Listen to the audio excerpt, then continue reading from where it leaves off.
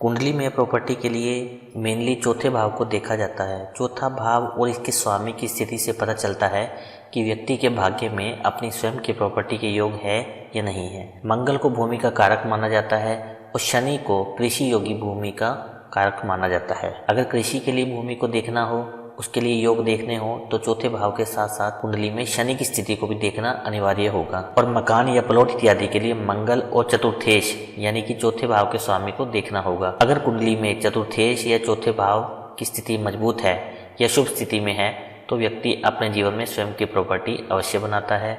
और अगर चौथे भाव के स्वामी का संबंध दशम भाव से या नवम भाव से या दूसरे भाव से, 10वें भाव से या 11वें भाव से होता है तो व्यक्ति के जीवन में अपनी खुद की प्रॉपर्टी होती है और स्वयं का मकान वह बना पाता है। और इसके साथ साथ चतुर्थेश का संबंध यानी चौथे भाव के स्वामी का संबंध अगर मंगल के साथ हो या मंगल का संबंध चौथे भाव के साथ हो तब भी प्रॉपर्टी के प्रबल योग होते हैं। अब इस उदाहरण कुंडली में आप देख सकते हैं स्क्रीन पर, ये कन्या लगन की कुंडली है। इसमें चतुर्थेश बना बृहस्पति और मंगल बैठे हैं यहाँ पर सप्तम भाव में और चतुर्थेश यहाँ पर बृहस्पति का संबंध बन रहा है मंगल के साथ। तो यानी कि चतुर्थेश के साथ संबंध बन रहा है दृष्टि संबंध। तो यहाँ पर मंगल का संबंध जो है चौथे भाव के साथ नहीं बन रहा, यहाँ पर चतुर्थेश यानी कि जो चौथे भाव का स्वामी है उसका संबंध मंगल से बन रहा है तो भी यहाँ पर प्रॉपर्टी के योग बनेंगे। यदि मंगल चौथे भाव में शुभ स्थिति में हो, मजबूत स्थिति में हो और साथ में चतुर्थेश भी मजबूत हो। यहाँ पर एक बात का ध्यान रखना है, यहाँ पर मारक या अकारक या योगकारक को नहीं देखना, यहाँ पर मंगल की स्थिति को देखना है कि मंगल किस स्थिति में है, मजबूत है या कमजोर है। अगर मंगल चौथे भाव में शुभ स्थिति में है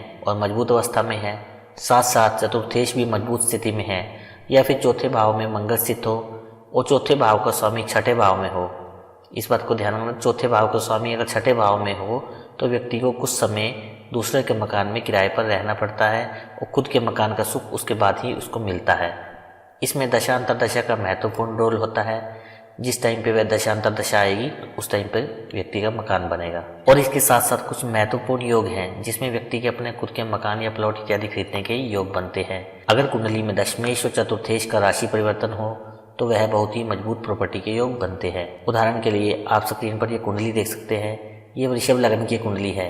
इसमें चौथे भाव का स्वामी दशम भाव में है और दशम भाव का स्वामी शनि जो है वो चौथे भाव में है। तो यहाँ पर स्वयं की प्रॉपर्टी खरीदने के काफी मजबूत योग बनेंगे क्योंकि यहाँ पर दशम और चतुर्थ भाव के स्वामी का राशि परिवर्तन हुआ है। और अगर चतुर्थ भाव का स्वामी नीच अवस्था में है या अंशात्मक रूप से कमजोर है या अस्त है तो ऐसी स्थिति में व्यक्ति को परिश्रम अधिक करना पड़ेगा। काफी संघर्ष और रुकावटों के बाद वह प्रॉपर्टी खरीद पाएगा अपने जीवन में। और अगर चतुर्थ भाव पर पाप ग्रहों का प्रभाव हो, चौथे भाव का स्वामी तीसरे भाव में हो यानी कि अपने से 12वें स्थान में हो तो व्यक्ति को अपने जन्म स्थान से दूर जाकर मकान बनाना पड़ता है या वह मकान बनाता है या खरीदता है। और अगर कुंडली के चौथे भाव में कोई ग्रह वक्री हो या चौथे भाव का स्वामी खुद ही वक्री हो लेकिन मजबूत स्थिति में हो और शुभ ग्रहों के प्रभाव में हो, शुभ ग्रहों का मतलब जो कुंडली के लिए शुभ है उन ग्रहों के प्रभाव में हो और अपनी मित्र राशि या स्वयं की राशि में हो तो काफी देर के बाद, काफी संघर्ष के बाद व्यक्ति को प्रॉपर्टी का सुख मिलता है। और इसके साथ साथ शुक्र की स्थिति को देखना भी आवश्यक है। चाहे शुक्र कुंडली में योग कारक हो या मारक हो या अकारक हो, इस चीज को नहीं देखना, आपको इस बात पर ध्यान नहीं देना। तो चलिए एक उदाहरण कुंडली से समझते हैं। ये आप स्क्रीन पर देख सकते हैं, ये मकर लग्न की कुंडली है। इसमें चौथे भाव के स्वामी बने मंगल देव जो कि पंचम भाव में है।